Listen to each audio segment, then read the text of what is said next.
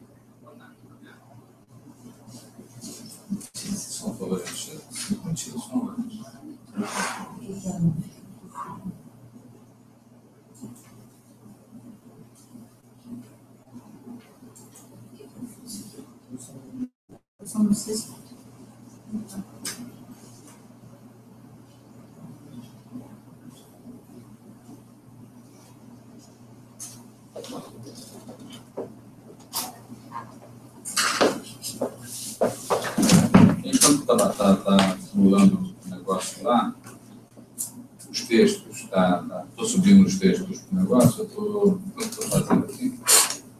A velocidade está baixa, hein?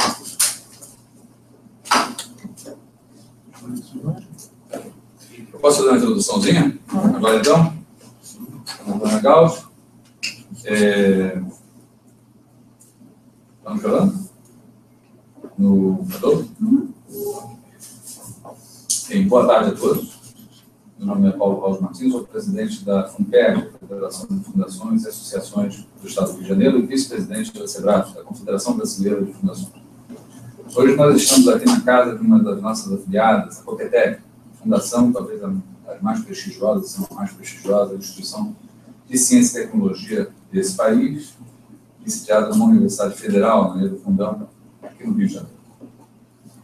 A partir de fundações como a COPETEC, também liderada por ela, aconteceu há algum tempo, tem sido um movimento chamado Marco Regulatório da Ciência, Tecnologia e Inovação, tentando criar nesse país um ambiente que incentive a pesquisa, o desenvolvimento da pesquisa científica, com vistas à inovação tecnológica, inovação dos meios de produção. Todos sabemos, é notório, o Brasil poderia ter todas as capacidades de ter bons cientistas, nós temos boas instituições, nós temos demanda, nós temos necessidades, temos criatividade, e, no entanto, ainda não conseguimos alcançar um patamar em ciência e tecnologia, especialmente em inovação, que seja um patamar realmente competitivo da forma como nós gostaríamos que fosse. E uma lei como essa, entre outras, no Congresso Nacional, tem como objetivo exatamente isso, tentar implementar aquilo do qual nós somos carentes. Nem sempre leis são capazes de fazer isso, mas certamente com leis ruins nós jamais seremos capazes de alcançar um patamar de desenvolvimento necessário. E por que FUNPERJ nesse debate? Em primeiro lugar, porque ele diz respeito ao interesse público, ao interesse brasileiro. Naturalmente, a nossa instituição não faltaria a esse interesse. Em segundo lugar, porque esse interesse é, na verdade, liderado na história brasileira, inclusive agora, por instituições do terceiro setor, por fundações, por associações, por instituições sem finalidade lucrativa e que, portanto, compõem exatamente um conjunto diverso de pessoas representadas por nossas instituições e compõem, portanto, também os nossos próprios interesses. É, portanto, o interesse da FUNPERJ, da sociedade civil brasileira, que esse marco regulatório da ciência e tecnologia seja bem sucedido. No entanto, apesar de anos de formulação desse marco regulatório e dele ter sido quase um consenso, se não um consenso, dentro das instituições de pesquisa e desenvolvimento desse país, e certamente não é suficiente, né, não esgota todo o assunto, mas era um passo relevante. Apesar de votado no Congresso Nacional e aprovado esse como projeto de lei, virando lei, o projeto de lei encaminhado à sanção presidencial. E o presidente ou a presidente da República sancionam a lei e a colocam em vigor, tendo a possibilidade de vetar tanto a lei como um todo, como artigos em particular da lei. Os vetos presidenciais, eles podem ser levantados pelo Congresso Nacional, e é claro que em uma circunstância excepcional. A de retornar para o Congresso Nacional, talvez o amigo Rafael, que vai fazer a discussão, possa dizer com um quórum especial, né?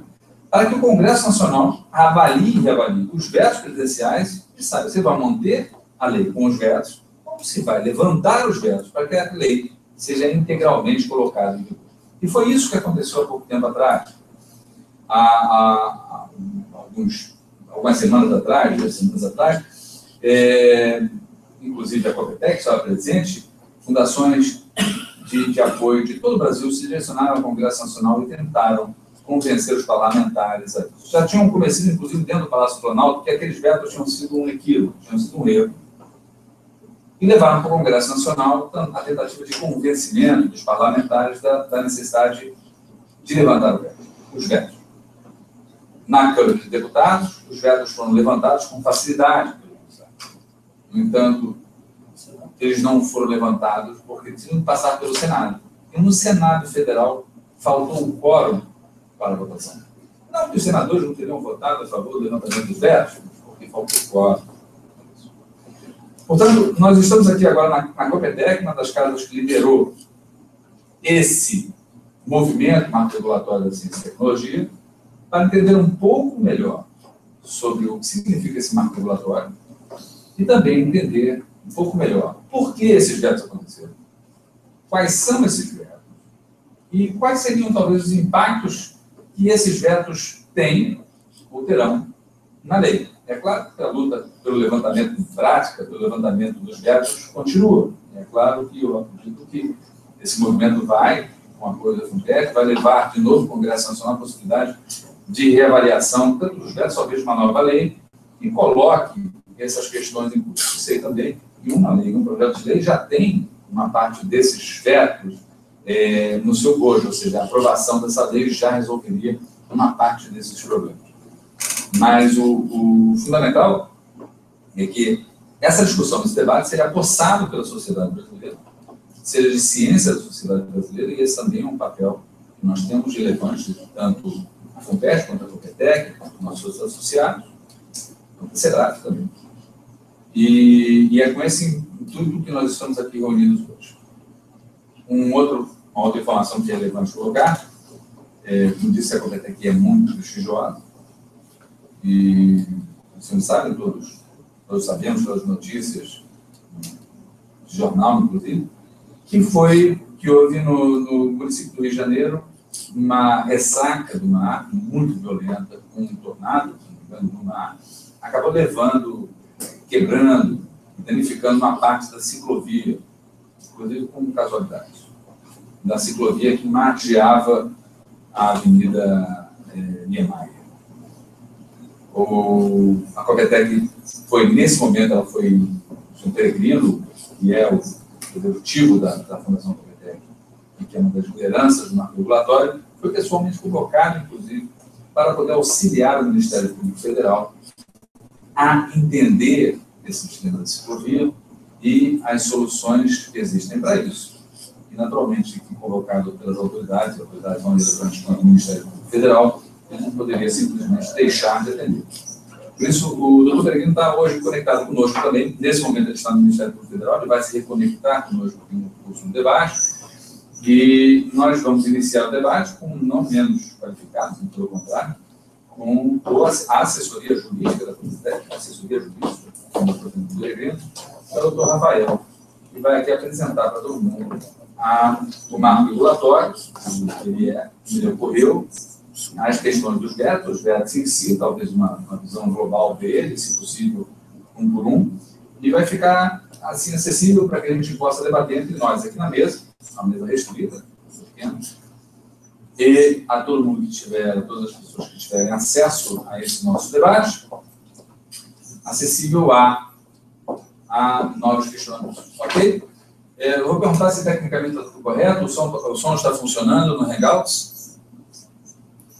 Estamos conectados com todo o Brasil, com todo mundo. Qualquer pessoa pode acessar agora, entrar pelos links. Estamos também conectados em teleconferência direta com outro sistema, que não é o Hangouts, para que a gente possa ser mais competente, inclusive, na nossa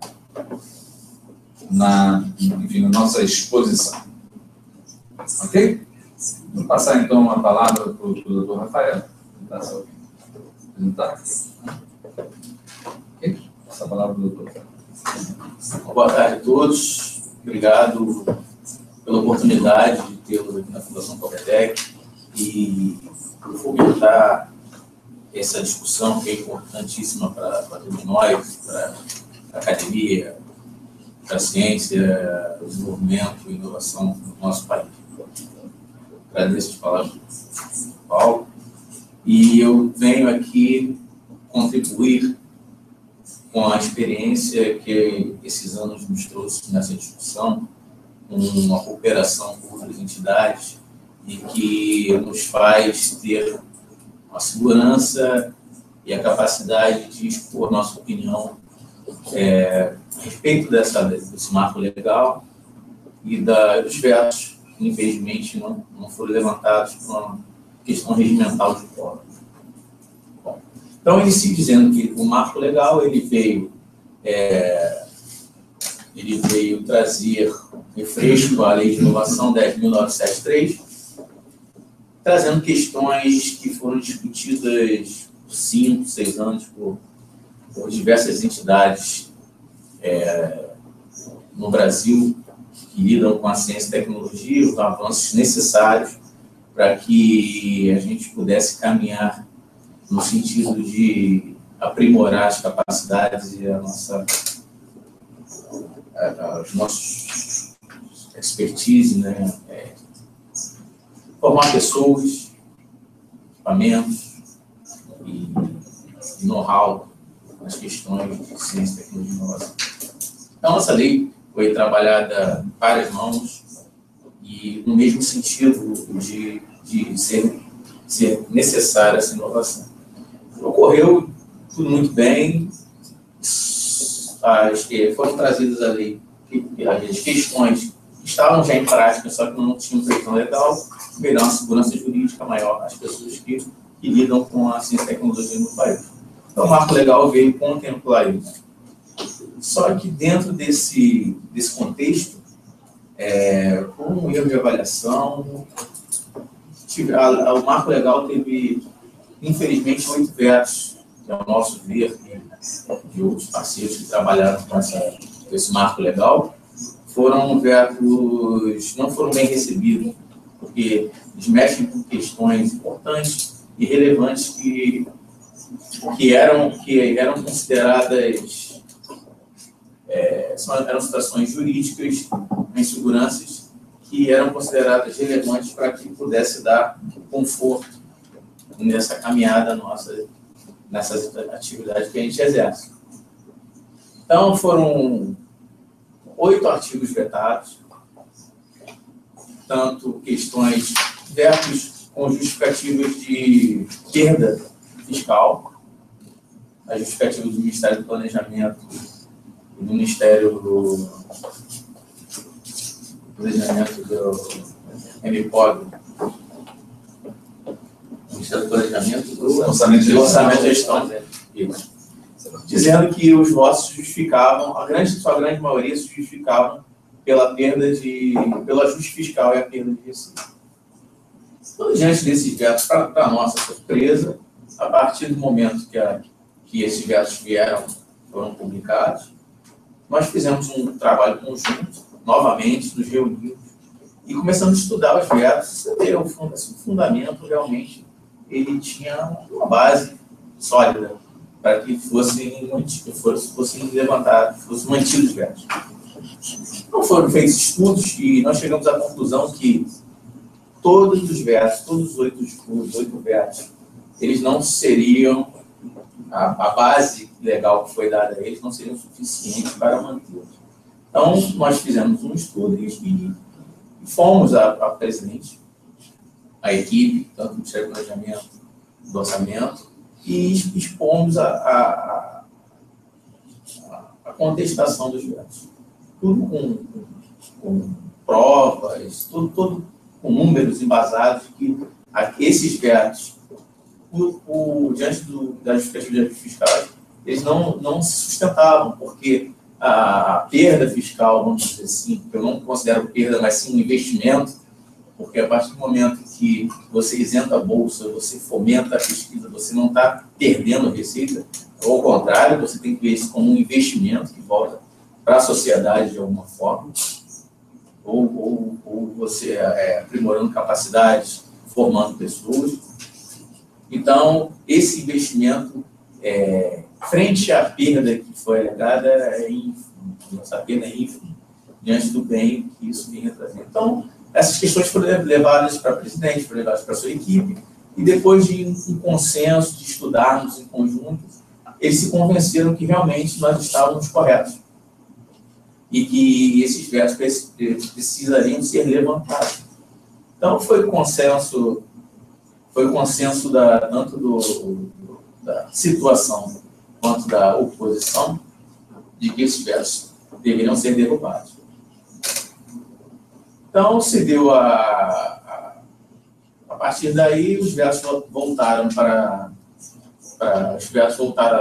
2 semanas ou 3 semanas atrás para o Congresso para ser votado em reunião conjunta do Senado e da Câmara.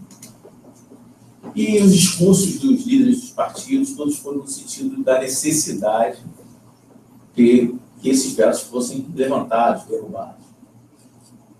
Então, na primeira votação na Câmara, foram aprovados por 273 votos, salvo engano, a derrubado o levantamento dos vetos. Logo após, foi posto para votação no Senado, na mesma sessão. Só que, para nossa surpresa, nosso espanto, por uma questão regimental, os vetos foram mantidos por falta de quórum, porque nós precisaríamos de 40 ou 41 votos. Votaram a favor da derrubada dos vetos 37 senadores, 3 foram contra, e ficaram faltando 3 votos de senadores ausentes, ou que não votaram, não tiveram oportunidade de votar, o que manteve os vetos. É espantoso porque, se você tem, hoje, se você for no Congresso levantar essa matéria, tanto no Senado quanto na Câmara, é consenso que esses vetos deveriam ser derrubados. Por uma questão regimental e formal, no dia da votação, por falta de quórum, falta de votos, os vetos foram mantidos. Para nossa, ficamos perplexos, mas tristes, lógico, porque nós tínhamos uma indicação de que nós conseguiríamos um apoio do Congresso pleno, de que essa matéria seria superada, só que não foi por questão regimental e agora nós estamos trabalhando junto com o mesmo Congresso para que esses vetos sejam reparados e que a lei seja corrigida para que esses vetos possam ser derrubados, não derrubados, mas eles sejam tipificados na nossa legislação. Então, eu posso trazer aqui, são 8 vetos, eu poderia escorrer todos, tá? Mas eu vou fazer o seguinte, eu vou juntar os vetos que foram justificados pela perda de receita e os outros que não, por questões outras que não foram isso. Então, eu posso destacar aqui o artigo 5º da 10.973, que ele dizia que a isenção de bolsa concedida tanto para os alunos de entidades públicas, eles seriam também franqueadas para alunos de entidades privadas, ICTs, assim, porque a inovação, a definição, ela trouxe essa inovação. Ela diz que ICT, ela tanto pode ser pública quanto privada. Então, o conceito de ICT é único, não é um conceito separatista entre entidades ICT pública e privada. Então, esse parágrafo do artigo 9, ele justamente dizia isso. Ele vinha especificar que a isenção das bolsas concedidas nos projetos de ensino, pesquisa e extensão também estariam garantidos aos alunos de ICT privado. Então, esse foi um veto, assim, ao meu ver, é o ver da grande maioria, inclusive um veto inconstitucional, né? Porque se um aluno é um aluno sendo público ou privado, se você priva um aluno de receber um benefício que é garantido a outro aluno, você estaria quebrando o princípio da isonomia. Então, por essas razões jurídicas que nós conseguimos que esse entendimento fosse pacificado lá no Congresso, só que não caiu. Então, permanece essa proibição. Eu juridicamente, olhando o artigo, eu entendo que, apesar de ser vetado, eu entendo que eu consigo interpretar como ser permitido. Então, dentro da hermenêutica jurídica, eu entendo que, embora esse artigo esteja vetado, ele possa ser aplicado também à seleção dos alunos de entidades privadas. Um outro veto,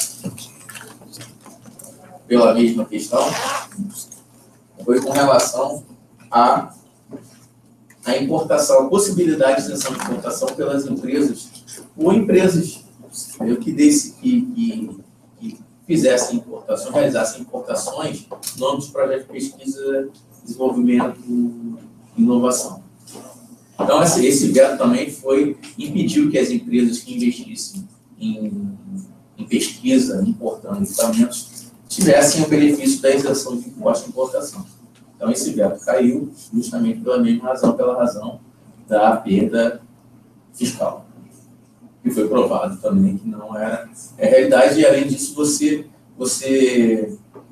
desestimula a participação das empresas nos projetos de pesquisa, a partir do momento que você onera ele nas questões, principalmente de importação. Então, esse é um veto também que foi convencido que não pode prosperar em prol da pesquisa da ciência e tecnologia. Um outro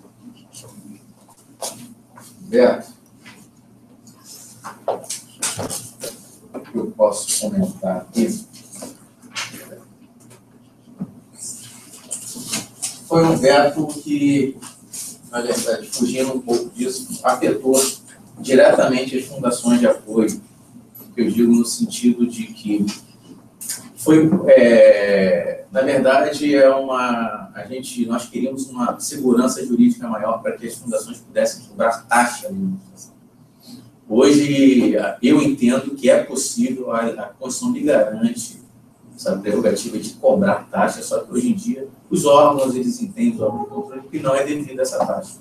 Então, a gente recebe única e exclusivamente um ressarcimento das despesas operacionais administrativas dentro da nossa execução de apoio às universidades e à pesquisa. Então, hoje, o que a gente tem é só a fonte de receita de uma fundação é apenas o seu ressarcimento por aquilo aportado, o apoio aportado de pessoal e infraestrutura no âmbito dos projetos. Então, isso era um artigo fundamental para a sobrevivência, digo até, das fundações, porque a partir do momento que você não é permitido você cobrar uma taxa por um serviço prestado, lhe é retirado o direito gerencial de você fazer investimentos de aprimoramento das suas instituições, tanto em questões de infraestrutura, como de pessoal, investir no seu pessoal, qualificar o seu pessoal, e os materiais que você presta, se põe à disposição da universidade, no caso das fundações de apoio, põe à disposição das universidades na gestão dos projetos.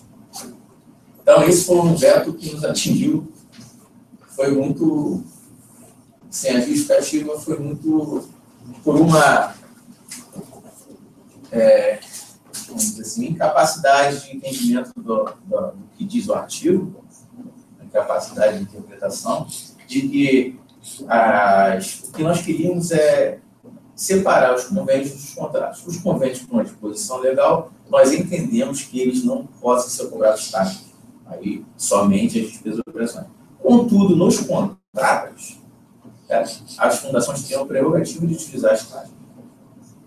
Então, o entendimento que foi dado é que os instrumentos, os instrumentos contratuais em lato sensu, como a gente diz de direito, que contemplam os convênios, os acertos dos contratos, não poderiam se cobrar taxas, o que é um equívoco. Na verdade, o que nós queríamos com a redação era que os convênios mantivessem as despesas operacionais e nos contratos fossem possibilitados a cobrança de taxa de administração, como é o direito nos garante e é previsto legal. Então, a gente teria que, esse conveto que continua, que nós continuamos nas nossas agonias, digamos assim, de fazer a gestão, de permanecer aqui, com as fundações a pleno vapor de funcionamento, em apoio às universidades, às instituições científicas e tecnológicas do país. Então, esses foram alguns dos vetos, um apanhado geral dos vetos que foram mantidos diante da introdução que eu fiz. Então, como perspectiva de futuro, eu digo que nós, apesar de tudo, nós não estamos parados, nós nos reunimos com todas aquelas entidades que lutaram, que idealizaram um marco legal, e estamos, junto com o Congresso Nacional, um esforço conjunto, buscando saídas para que esses artigos, então, vetados, eles retornem como amparo legal, para que nos sejam reparadas essa, vamos dizer assim, essa injustiça que foi feita, se deu por uma questão simples, um detalhe formal. Então, nós estamos trabalhando nisso, pode ter certeza que nós estamos avançando nisso, e há consenso, e por ser consenso, as coisas ficam mais fáceis. Elas são fáceis de serem realizadas, mas formalmente elas podem demorar um pouco, mas a concordância é unânime que isso precisa avançar. E a partir daí nós trabalharmos em um outro cenário, um cenário mais favorável, um cenário mais prático para as pesquisas, para a inovação, para o desenvolvimento do país. Então, a gente está trabalhando aqui não pelas fundações de apoio, também pelas fundações, mas nosso motivo maior é fazer que, com todos os sistemas de ciência e tecnologia do país, avance, para que ele realmente, o país alcance um patamar de referência, de inovação, que traga benefícios para a nossa sociedade. Então, é isso que a gente luta. Então, como nós fazemos parte desse contexto, a gente presta a contribuição que a gente pode, visando sempre o bem e o interesse público e o desenvolvimento do nosso país. Então, essa é a mensagem, que eu quero deixar, e a explanação para todos sobre o projeto. E eu quero me deixar à disposição, e a Fundação Copetec, para eventuais perguntas, questionamentos, ou até contribuições que qualquer um tenha, para que a gente possa contribuir nessa discussão, para que a gente possa crescer cada vez mais e auxiliar os nossos pesquisadores, as nossas universidades, nossas ICTs, a cada vez serem maiores. Então, eu agradeço a oportunidade de poder falar para vocês e quero novamente pôr à disposição para eventuais esclarecimentos, ou posições, ou opiniões que vocês têm. Muito obrigado. Boa tarde. Muito obrigado, Rafael. A gente vai abrir agora o debate. Os presentes querem fazer alguma intervenção, alguma declaração, alguma pergunta. Eu tenho lá também as minhas anotações. Alguém quer se pronunciar? Depois de mim? Então, em primeiro lugar, deixa eu falar um pouco sobre isso, talvez até para puxar o debate sobre esse assunto, a gente conversando sobre essa tutela. Pelo que eu pude entender, os vetos não foram muitos. E eu noto na lei que, de fato, os vetos não foram muitos. E a primeira coisa que a gente nota é que, de fato, os vetos foram todos por razões econômicas. Eu não quero desprezar as razões econômicas, mas, como advogado, também não poderia, mas também como advogado, não posso deixar de observar uma curiosidade desse deslocamento de pontos de vista necessário para que a gente possa chegar num patamar de justiça, de equidade, para ser razoável. Eu digo isso. Vou dar um exemplo sobre pontos de vista. Né?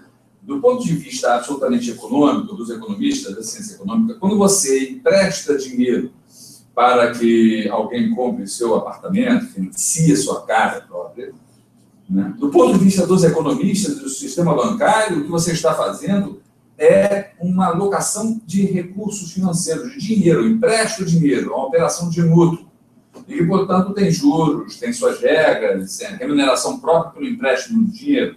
O que importa do ponto de vista do economista, do economista, do ponto de vista do financiador, das pessoas do financeiro, do sistema financeiro, inclusive do habitacional, é o dinheiro que você empresta. Portanto, no entanto, como advogado, e eu digo isso, do ponto de vista da lei, do ponto de vista da sociedade, do ponto de vista da pessoa que pega o empréstimo, o empréstimo não se dá, a operação não se dá em torno de um empréstimo, nem da transferência de recursos, ela se dá em torno do direito de residir. O valor desses dois direitos, de um ponto de vista, de uma abstração sobre quanto é o valor do dinheiro, e o empréstimo de dinheiro que eu repasso para você, e dos juros que retornam, que é um ponto de vista válido, até do direito mesmo, e que é profundamente abstrato e absolutamente econômico, se contrapõe eventualmente, está se contrapondo agora na realidade brasileira, com a crise que nós estamos vivendo, com aquele boom que deu nos imóveis, com venda de imóveis a preços absurdos, quando as pessoas tinham dinheiro, e agora que não tem mais, que o mercado está seco, se contrapõe ao direito de residir, que é um direito constitucional básico. Então, um advogado vai para a justiça, eventualmente, defendendo o direito da pessoa humana, que é o primeiro elemento da Constituição brasileira. Há um direito básico, enquanto um outro advogado vai estar naturalmente defendendo um direito econômico e absolutamente contratual e abstrato, daquele dinheiro ter uma remuneração pelo fato de ter sido emprestado. Vejam, são dois elementos que precisam ser considerados aqui. E por que eu digo dois elementos que precisam ser considerados aqui? Porque, no conceito de justiça, a primeira coisa que eu acho que um governo e que um Estado tem que ter, para ter uma linha política, é saber de que lado você acha que essa balança tem que pender. Do ponto de vista puramente ou meramente econômico, ou do ponto de vista de outros direitos, como, por exemplo, do direito desse país ser autônomo, do direito desse país ser sustentável, do direito das universidades terem pesquisa e desenvolvimento, do direito dos professores serem capazes de arrecadar mais recursos, poderem ficar aqui no Brasil, não serem sugados pelas universidades estrangeiras. Ou seja, por vezes, quando você se atém a um ponto de vista só, o que você faz, pensando que você está mantendo aquele ponto de vista vivo, decretando a morte do restante do corpo de direito de uma sociedade. E quando essa balança pende somente do ponto de vista econômico, é exatamente isso que ocorre. Pesarosamente é isso que ocorre com relação a todos os outros direitos. Eu não quero desprezar o ponto de vista econômico, porque você não pode desprezar uma realidade quando ela se apresenta para você, mas eu também não posso desprezar as outras realidades que se apresentam. Como é que eu posso ter um país? Então, se é para esse país ser governado pelo Ministério da Fazenda, pela Receita Federal e pelo Ministério do Orçamento, por que eu tenho os outros ministérios? Fechem-se as universidades, fechem-se as empresas. Né? Se eu só tenho um ponto de vista em vigor, para que eu tenho presidente da República? Esse é o primeiro elemento que eu gostaria de colocar, que a gente começasse a fazer política nesse país de maneira certa. Quando eu falo política aqui, eu não estou falando necessariamente de partido, de parlamentares, também não estou recusando deles, mas basicamente colocando a coisa da maneira correta. Todos nós somos vulneráveis e somos dependentes e somos agentes da política. E como agentes da política, e como pessoas que sofrem e que contribuem para a política, pensem da próxima vez que participar da política, nem que seja nas eleições, que pontos de vista, não somente econômicos, têm que ser levados em conta quando se faz a política e quando se faz lei nesse país. Esse é o primeiro elemento que eu gostaria de colocar aqui. A gente vive uma ditadura, né? E quando chega no executivo, nada passa que não seja meramente facultado pelo Ministério da Fazenda, pelo Ministério do Orçamento e Gestão. E aí a gente tem um outro problema, que é, mesmo que seja um ponto de vista, nem sempre a defesa que a gente faz daquela circunstância é válida. Assim, nesses elementos que você me colocou na mesa, nenhum deles me pareceu válido.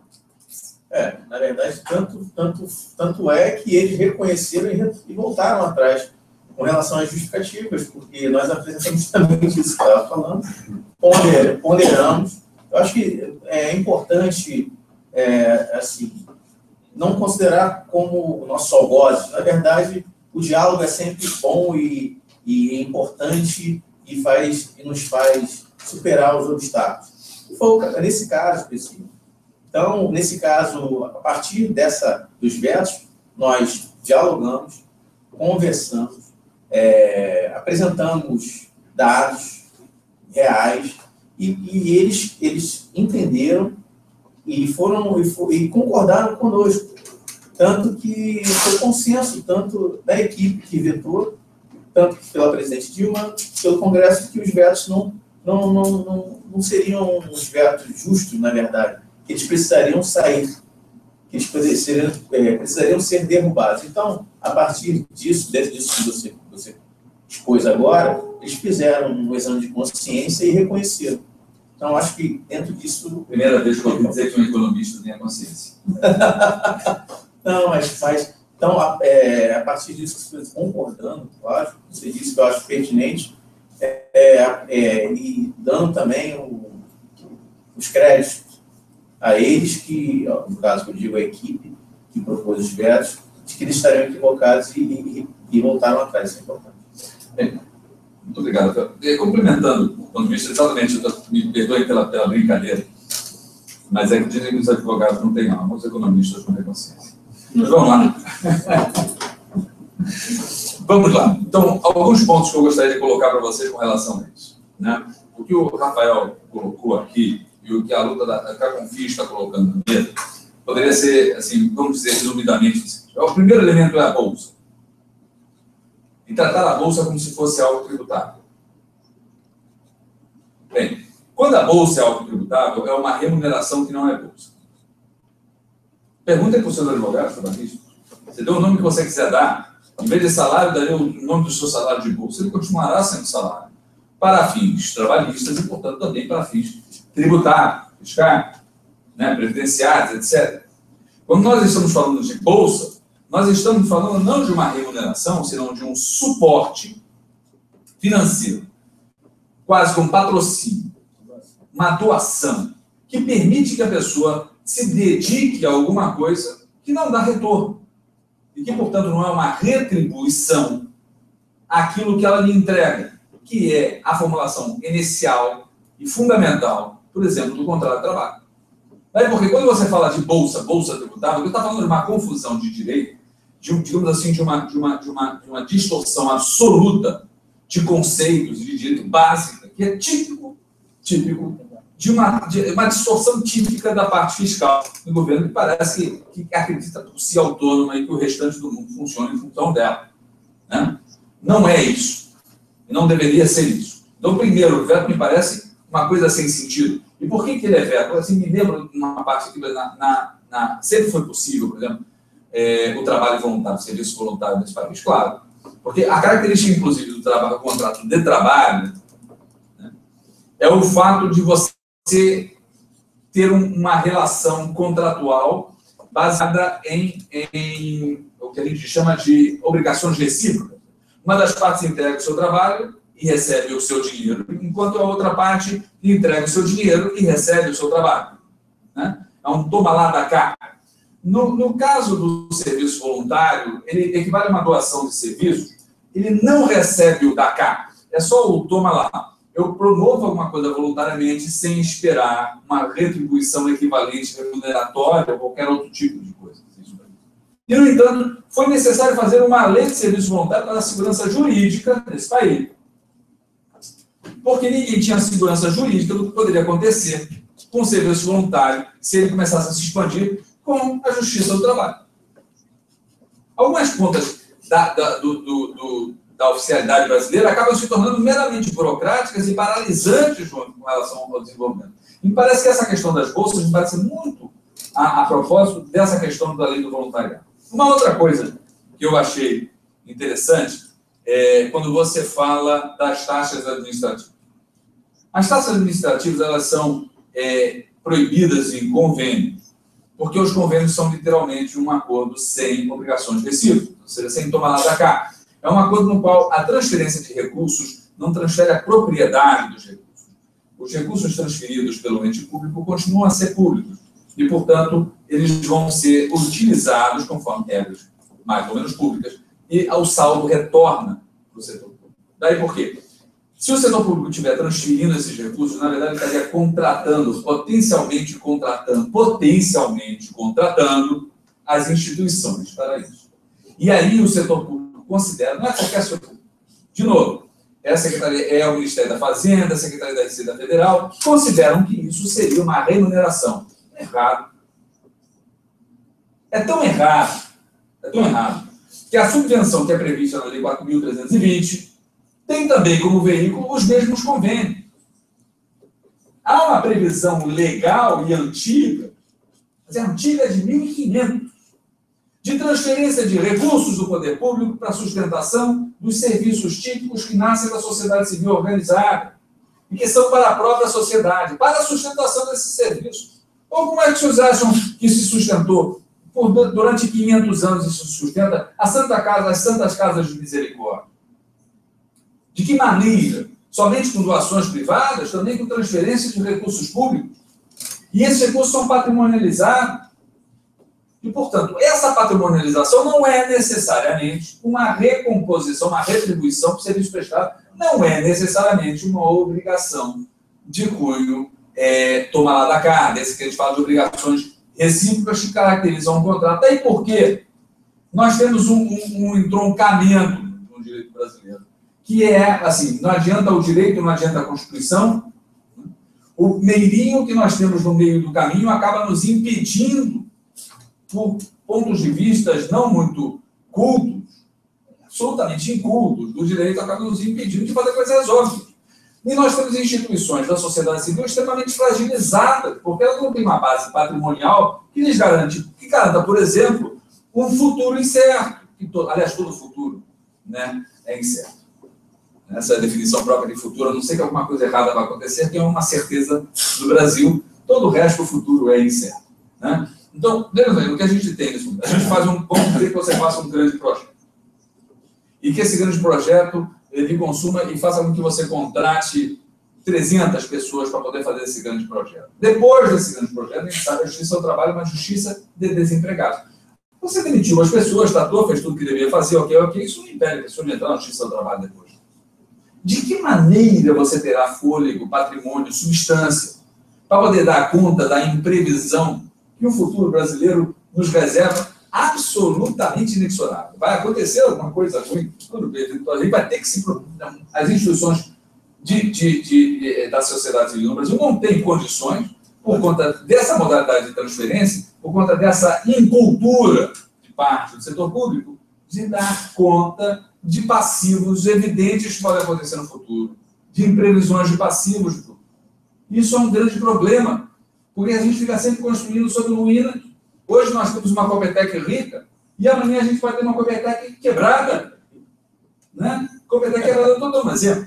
Uma Copetec quebrada por conta exatamente dessa inconsistência patrimonial. Agora, dizer além do mais que a taxa administrativa não é permitida em contratos, assim, vamos rasgar de vez, então, nossa Constituição, vamos rasgar de vez, vamos destituir todos os juízes do Brasil, vamos colocar os auditores da Receita Federal nos casos de julgamento. Depois podem vir aqui administrar a sua instituição. Então, façam um favor, administrem, em vez de dar certo, segundo os seus premissas.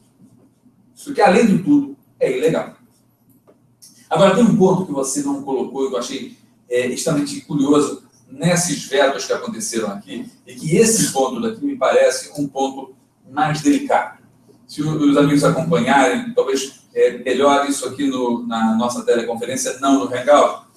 Diz uma das leis, um dos artigos vetados, que seria dispensável a realização de licitação da administração pública na contratação de microempresas e empresas de pequeno porte, médio porte, para a prestação de serviço ou fornecimento de bens elaborado com a aplicação sistemática de conhecimentos científicos e tecnológicos que tenham oferido ou de modo qualidade, enfim, um valor de R$90 milhões, inferior a R$90 milhões. Cooperação celebrada, contratante, é uma dispensa de licitação para empresas de base tecnológica. Aí, claro, vai aparecer sempre alguém maldoso para falar assim, estão querendo, né, de alguma maneira, passar por cima das leis e tal, não sei o quê, a licitação. Se a licitação garantisse idoneidade e garantisse honestidade e tudo mais, assim, a gente não teria sequer esses escândalos atuais do Lava Jato, porque todas essas empresas que estão envolvidas lá ganham e ganhavam licitações a todos os tempos, todos os tempos. Né? Vamos, em primeiro lugar, esclarecer e colocar as coisas no devido lugar. Se as acusações forem corresponderem à verdade, nós estamos falando literalmente nesse país que licitação não garante honestidade. E é esse o corpo burocrático que está dizendo para a gente que a gente tem que submeter a licitação? O mesmo corpo burocrático que fala licitação não garante honestidade? Ou o mesmo corpo burocrático que fala para a gente que nós podemos ser desonestos mesmo com a licitação? É esse que fala que de instituir e tirar a licitação de uma certa relação seria ruim a lisura desse país? Pois eu acho isso não simplesmente um medo. Me permito a sinceridade, isso é uma hipocrisia. O segundo elemento que tem com relação a essa licitação é uma ignorância. A licitação que está sendo prevista aqui, meus, diz respeito, na verdade, e eu vejo isso claramente, ao incentivo à inovação. Há uma discordância no Brasil nesse momento, e, aliás, os países subdesenvolvidos têm essa falha. A pesquisa e o desenvolvimento não se dá no campo das empresas. Ela se dá basicamente no campo das universidades e públicos. E esse é o problema. Em grande parte se dá no meio das universidades e das universidades públicas, que têm dinheiro para sustentar as suas iniciativas de laboratórios. E o problema é o seguinte, nós precisamos de um país que seja autossustentável, e para isso a gente precisa de inovação. E inovação é quando essa invenção, é quando essa novidade é acrescentada a um produto, a um serviço, ao meio de produção. Ou seja, quando ela é adquirida pelo mercado de alguma maneira e pela sociedade de alguma maneira. Vamos pensar num exemplo que, inclusive, me foi lembrado ao ler um artigo em uma manifestação de Noam Chomsky contra, eu achei muito interessante. Foi o seguinte, o GPS foi uma invenção das instituições de pesquisa e tecnologia, segundo ele, da Marinha dos Estados Unidos. E ele achava isso muito ruim, porque agora qualquer empresa poderia pegar e fazer isso aí sem pagar nada para a Marinha dos Estados Unidos no seu investimento. E eu acho assim que maravilha que ele não estava no poder do país, daquele país naquele momento, porque afinal de contas o GPS hoje, sem GPS ninguém mais vive. Nós temos GPS não somente nos aparelhos específicos de GPS, nós temos GPS nos carros, nós temos GPS nos barcos, nós temos GPS nos aviões, temos GPS nos nossos telefones celulares. Isso permite que a gente chegue em endereços que a gente nunca cogitou chegar antes. Isso tudo por quê? Porque uma invenção, uma tecnologia, se transformou em inovação. Ela foi capaz de ser adquirida e virar a serviço, e ficar a serviço de cada um de nós. De alguma maneira. E é claro que os nossos mecanismos de distribuição dessa invenção se dá por via dos mecanismos econômicos de mercado. Então, se nós queremos que a inovação aconteça, nós precisamos de empresas de base inovadora. E para a gente ter empresas de base inovadora, empresas de base tecnológica, a gente precisa de empresas que arrisquem excessivamente. Porque você arrisca demais uma pesquisa que talvez não chegue em lugar nenhum. É isso que fazem os países envolvidos, eles criam essas empresas. E aí aparecem as grandes empresas que, com uma patente qualquer, fazem acontecer coisas milagrosas, como, por exemplo, no GPS Waze. ou das patentes de remédio. Né? E, no entanto, a gente tem um país subdesenvolvido que precisa fazer um mercado forte, que precisa trazer a sua própria, criar a sua própria inovação, como método, inclusive, de poder se sustentar, de poder ser um país sustentável, um país autônomo no cenário internacional, mas ele, no entanto, faz com que o poder público possa admitir a contratação de empresas inovadoras, incentivando que essa inovação se estabeleça no mercado. Não é? Bem, e o problema é o seguinte, nós temos um outro problema de conexão nisso aí, por que as instituições do terceiro setor, as fundações de apoio universal, estão interessadas especificamente, vamos dizer, nesse item da lei. Eu vejo isso, eu peço para o meu colega Rafael que me corrija se eu estiver errado, isso diz respeito às incubadoras, diz respeito às empresas que nascem exatamente incubadas dentro desse âmbito universitário de pesquisa e desenvolvimento e que tentam criar uma inovação e que, portanto, para consolidar essa inovação, precisam do primeiro impulso de recursos num país, nos quais o juro tem o tamanho que tem, como no Brasil, secando o mercado de dinheiro, e que o governo federal chega a pegar dinheiro das contribuições previdenciárias para poder aplicar em outras coisas e, portanto, se torna o grande personagem da economia nacional. Você fala para esse personagem, depois você tem que botar tudo nas mãos dele, seja o grande personagem, fala assim, você, no entanto, não poderá contratar inovação. Você condena esse país a quê? Ao carro de boi. Então, eu acho que isso, além de não ter nenhum precedente em matéria econômica razoável, e de não ter nenhum precedente em matéria legal razoável, isso é irrazoável também em todos os outros patamares, inclusive no político e no social. Então, eu diria até o seguinte, me parece que toda a luta contra esses vetos não é uma luta da Confim, também não é uma luta da Fundeb. Eu acho que é uma luta de cada um dos cidadãos brasileiros. Eu queria passar a palavra para as outras pessoas que devem falar. O Arthur. Deixa eu só complementar, porque, na verdade, às vezes a gente fica, parece que está pensando no artigo, né? E, na verdade, isso faz parte de um conjunto.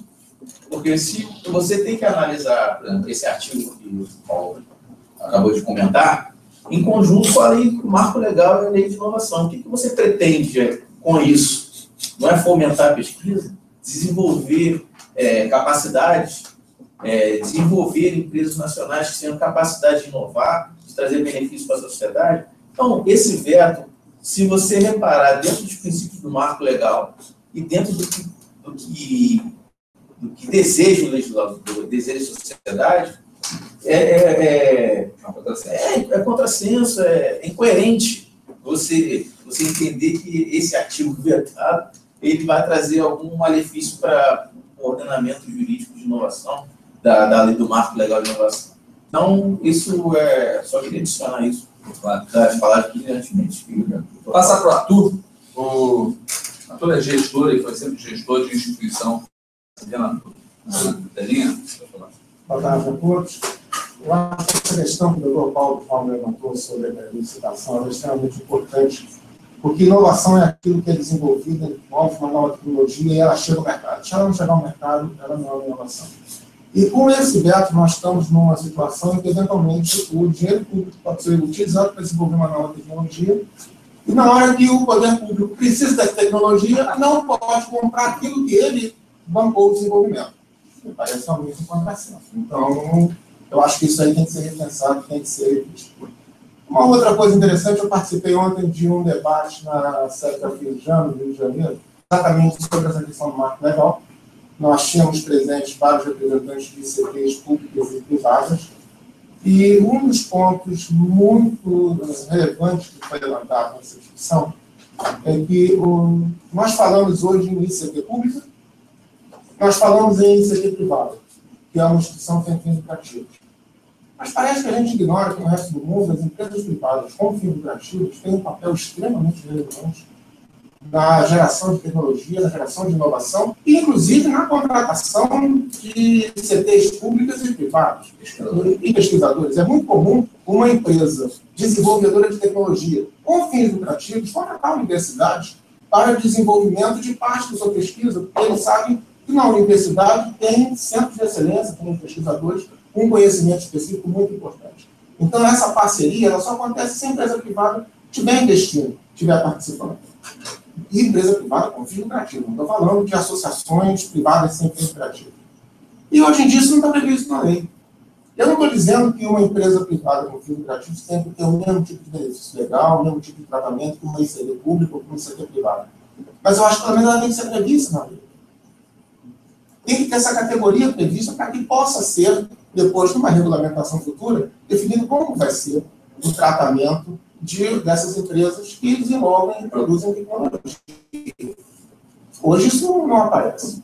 Isso é uma das coisas que foi discutida nessa reunião da FIJAN, que eu acho que é extremamente relevante. Muito obrigado, Bruno. Alguém mais gostaria de falar alguma coisa?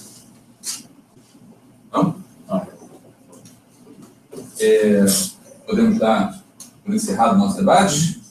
Então, com a apresentação dos presentes, dou por encerrado o nosso debate. Antes disso, eu gostaria de chamar a todos a atenção de um outro elemento extremamente importante do nosso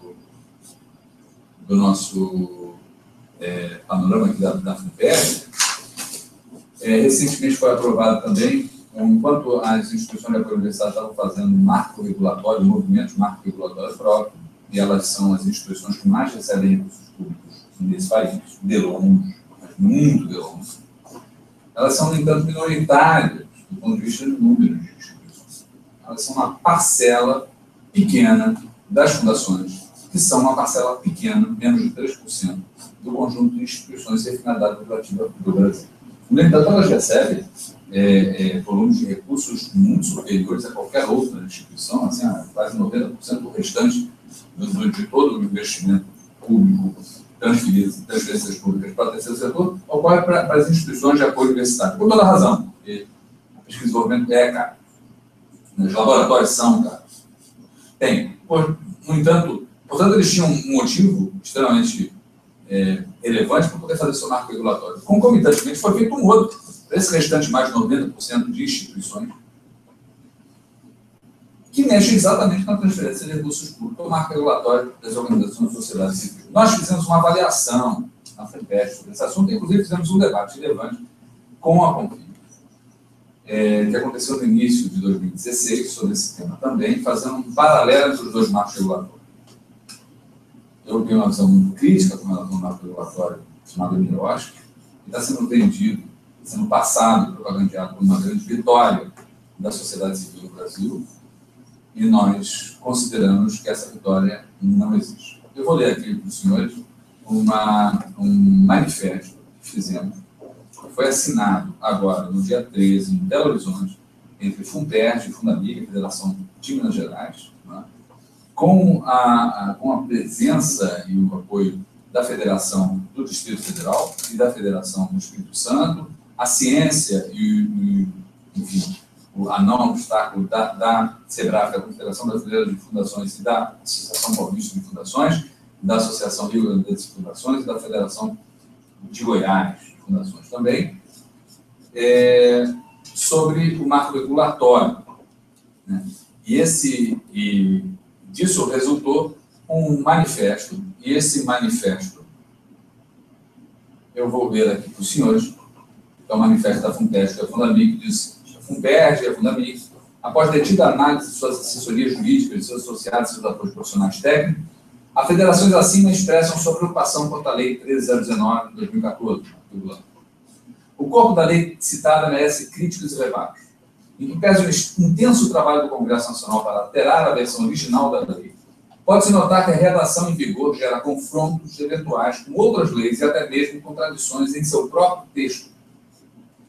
Mesmo num período tão conturbado da política nacional, o avanço do marco regulatório demanda a mobilização e debates por parte de fundações e associações para repensar os termos da versão atual da lei que demanda melhoramento e uma redação esclarecedora. Como exemplo de críticas e questionamento, apontamos algumas questões. 2 pontos. 1. O plano de trabalho do termo de colaboração somado ao chamamento público faz com que a nova lei tenha uma tendência a consolidar nas organizações de sociedade civil o papel equivocado de mera prestadoras de serviços sociais terceirizados e baratos aos governos. Papel que constitucionalmente não lhes cabe. Artigos alterados se referem a artigos revogados. E isso se observa também no decreto que a regulamenta e que pode levar a problemas na aplicação da lei. A prestação de contas, nessa redação, dispensa elementos documentais tradicionais que o indicativo da lei leva a crer que o alcance de metas torne impossível a exigência de prestação de contas financeira. Tal dispositivo diverge frontalmente da redação constitucional do parágrafo único do artigo 70 da Constituição Federal e de várias outras normas, de modo que, na prática, esse dispositivo da Lei 13.019 pode vir a colocar em vulnerabilidade tanto o gestor da instituição privada quanto da pública. E o artigo referente a doações de OCIP para as organizações de sociedade civil não é claro quanto aos benefícios que efetivamente poderiam ser aferidos. É um artigo muito bom. Assim, não dá para entender, literalmente escrever. Bem, as federações envolvidas respeitam o intenso trabalho dos congressistas, assim como os fóruns nos quais a sociedade civil organizada formula suas lutas políticas, e já deram repetidas mostras desse compromisso. E é exatamente por esse compromisso que precisamos aprofundar os debates e contribuições de nossos associados e federações irmãs. O texto original aprovado, em meados de 2014, da Lei 13.019, foi recebido com muita preocupação pelo movimento que representamos. Trazia em seu corpo inconsistências que ficaram por impor a suspensão do seu prazo para entrar em vigor por 540 dias. Nesse extenso período, seus poucos mais de 80 artigos receberam mais de 200 alterações redacionais, mais de 100 revogações, mais de 100 inclusões e quase 20 vetos presidenciais. A lei que entrou em vigor é resultado de uma significativa reforma que revela a impropriedade do texto original. No entanto, mesmo com esse trabalho intenso, a reforma foi insuficiente para solucionar sua característica conflitante, que ameaça levar sérios problemas às organizações e projetos sociais que tiverem acesso a recursos públicos. Por tudo que apresentamos, as alterações normativas recentes não são ainda entendidas por nós como uma vitória para o fortalecimento do terceiro setor brasileiro. Nossos debates e pesquisas apontam que muitas melhorias necessitam ser realizadas, a exemplo de outras legislações internacionais, para fortalecer a sustentabilidade das milhares de fundações e associações que garantem o acesso a direitos sociais a milhões de cidadãos brasileiros, sem as quais a educação, a saúde, a ciência, a tecnologia, o meio ambiente, o direito das minorias, para citar alguns, estariam séria e profundamente comprometidos. Assim, as federações signatárias expressam sua preocupação quanto à aplicação desse texto legal, que merece ainda ser objeto de reforma. Para tanto, convidamos as federações irmãs e a SEBRAF para debater esse tema e posicionar o movimento nacional que representamos sobre esse assunto. Entendemos importante esse debate de uma forte e imediata reabertura do debate para as adequações ainda necessárias no texto da lei. Belo Horizonte, 13 de junho de 2016, assinam Fundamig e Funpes. Esse foi o nosso manifesto, esse é o manifesto que estamos apresentando no Brasil. Nós estamos cumprindo nossa missão, nos posicionando. Não é uma coisa fácil de fazer, não estamos aplaudindo, estamos criticando, estamos nos posicionando, enfim, como deve se posicionar federações que representam e defendem as instituições da sociedade civil. E convido a todos, nesse momento, não só a manter o debate sobre o marco regulatório da ciência e tecnologia, como também a se somar a esse manifesto que Funpes e Fundamig iniciaram agora, em meados de junho desse ano. Muito obrigado, boa tarde a todos. Estou para encerrar o debate.